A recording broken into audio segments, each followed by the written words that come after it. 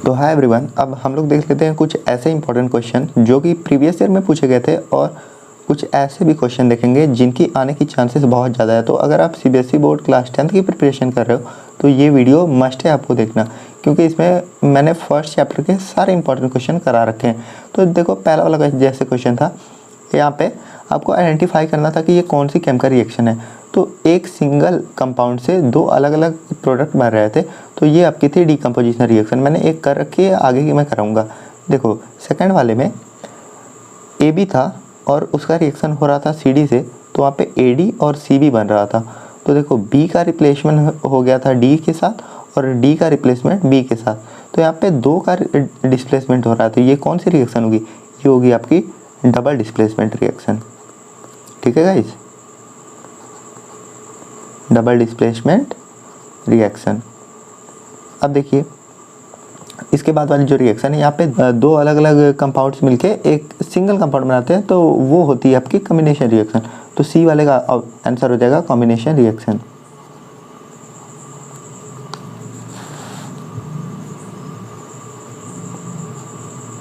अब देखिए, डी वाले में क्या कह रहा है कि ए का रिएक्शन हो रहा है बी सी से, तो यहाँ पे बन रहा है ए सी।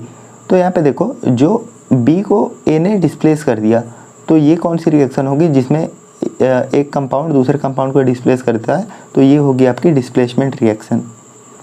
ये होगी डिस्प्लेसमेंट रिएक्शन। अब देखिए, एक मिनट रुक जाइए। हाँ, अब देखिए, सेकंड वाले क्वेश्चन में क्या कर रहा है, आपको आइडेंटिफाई करना है कि कौन सा जो सब्सटेंस है वो ऑक्सीडाइज हो रहा है और कौन सा रिड्यूस हो रहा है। तो देखो, यहाँ पे कॉपर ऑक्साइड से कॉपर बन रहा है, यहाँ पे ऑक्सीजन का रिमूवल हो रहा है। तो रिमूवल ऑफ ऑक्सीजन क्या होता है? ये होता है आपका रिडक्शन। और यहाँ देखो, जिंक में ऑक्सीजन का एडिशन हो रहा है, तो ये आपका हो गया ऑक्सीडेशन। अब आते हैं हम लोग नेक्स्ट क्वेश्चन पे। तो नेक्स्ट क्वेश्चन कह रहा है, what happen to lime water when CO2 gas is bubbled it in excess. देखो, एक बीकर में अगर हमने लाइम वाटर ले लिया, ये मान लो हमने ले लिया लाइम वाटर, और इसमें हम CO2 गैस को पास करा रहे हैं, तो पता है क्या होता है? जब भी CO2 गैस इसमें पास होती है लाइम वाटर में, तो उसका कलर मिल्की होने लगता है, जैसे दूध का कलर होता है वैसा होने लगता है। और अगर हम बहुत ही ज़्यादा CO2 गैस पास करा देंगे तो ये मिल्की कलर फिर कैसा हो जाता है? ट्रांसपेरेंट हो जाता है। ठीक है, तो भाई यहाँ पे लिख रखा है कि when CO2 gas is bubbled through lime water in excess then initially it became milky but then its milkiness disappear. पहले तो मिल्की हो जाता है, और अगर हम एक्सेस में पास कर देंगे तो उसकी मिल्कीनेस ख़त्म होने लगती है। नेक्स्ट क्वेश्चन है, why do you apply paint on iron articles. देखो, हम आयरन आर्टिकल पे पेंट क्यों लगाते हैं? हाँ, क्योंकि हम उसको रस्टिंग से प्रोटेक्ट करने के लिए ऐसा करते हैं। तो यहाँ पे लिखा है, paint forms a protective covering on surface of iron and iron from rusting. ठीक है, अब देखो नेक्स्ट क्वेश्चन क्या कह रहा है, why does the colour of copper sulphate solution change when an iron nail is dipped in it. यहाँ पे कह रहा है कि जो कॉपर सल्फेट यानी CuSO4 का सोल्यूशन है, इसका कलर क्यों चेंज हो जाता है जब यहाँ पे आयरन नेल को हम डिप करते हैं।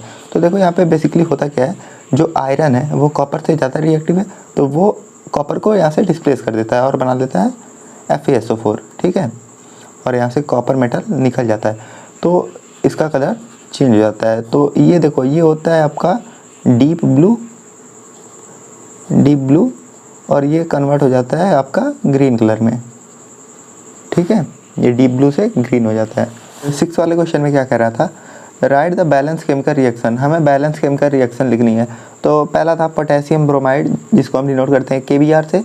इसका रिएक्शन जब होगा बेरियम क्लोराइड BaCl2 के साथ, तो वो बना लेगा आपका पोटेशियम क्लोराइड यानी KCl, और बेरियम ब्रोमाइड BaBr2। तो इसको हमें करना है बैलेंस। तो देखो, पोटेशियम तो यहाँ पे बैलेंस है, यहाँ पे Cl1 है, यहाँ पे Cl2 है। पहले क्लोरीन को बैलेंस करते हैं, तो इधर 2 क्लोरीन है, इधर एक ही है, तो हम यहाँ 2 से मल्टीप्लाई कर देते हैं। अब देखिए, यहाँ पे पोटेशियम 2 हो गए और इधर पोटेशियम केवल 1 है, तो यहाँ पे हम 2 से इधर भी मल्टीप्लाई कर देते हैं। अब पोटेशियम भी बैलेंस, क्लोरीन भी बैलेंस। इसके बाद देखो, बेरियम तो बैलेंस है ही, और Br2 इधर 2Br, यानी ये हमारी रिएक्शन बैलेंस होगी।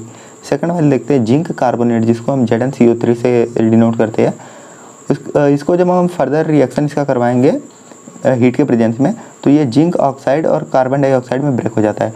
तो देखो जिंक यहाँ पे बैलेंस है, ठीक है, कार्बन भी बैलेंस है, ऑक्सीजन इधर 3, इधर भी ऑक्सीजन 3, यानी ये रिएक्शन बैलेंस है।